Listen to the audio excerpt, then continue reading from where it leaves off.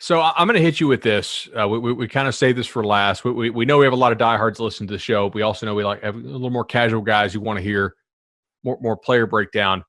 But transfers are not slowing down, right? We're having more and more transfers every year. It seems thanks to the transfer portal. Beginning in 2021, we think we will have transfer like immediate eligibility transfer because that vote's probably going to pass in May, and even though it won't go into effect for the 2020 season. For the 21 season, it likely will. What do we do with transfers as a recruiting industry? Because obviously we rated them, but we're not like incorporating transfers right now in our recruiting rankings. So like, the Miami's recruiting class for 2020 does not shoot up thanks to them getting, Isaiah Walker and De'Aaron King and those dudes. Do you think there will come a time when we do decide to incorporate in that in there, or do you want to have like a separate recruiting like transfer team ratings thing? Do you ever think we're going to hit a breaking point there as a like recruiting industry to where we need to sort of put team grades on these things? No, I think we're getting there. Yeah, I think it's maybe we do two separate rankings: a team ranking from your recruiting class and a team ranking including your transfer class. But look, the reality is transfers are becoming a central piece of recruiting strategy in every department in America. Now, maybe not in Clemson, who doesn't go out and get transfers, but 129 other teams, pretty much.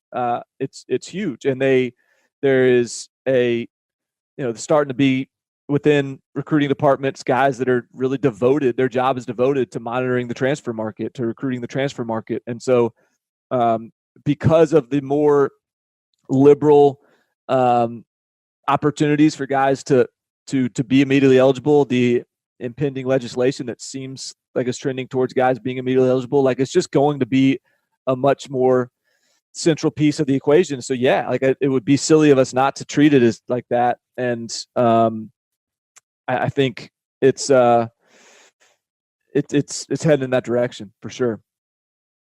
I think it makes a lot of sense, and the fans certainly want it, but we have to do it in the right way. And you also have a timing issue, right? Like these guys who are quote unquote transferring to new schools right now, they can still flip really at any time until they enroll. They don't actually sign anything.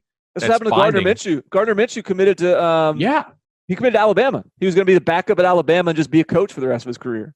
Like he was basically signing up and saying, "Look, I know I'm not going to start. I'm going to start my coaching career now," and then he flipped to Washington State.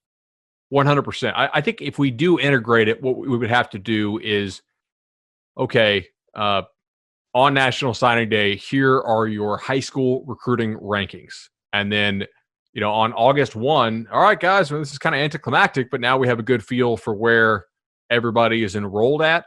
Maybe we have our combined high school and transfer ratings. I'm not promising that this year. That's probably something that if we were to do it, maybe we do it for 21. But I think it's an interesting conversation to have because we do get a lot of fans tweeting us and saying, hey, like, how come you don't include all these transfers in our team rating score for recruiting? Like, we save those scholarships, and they have a point to a point, but it's certainly not the full picture.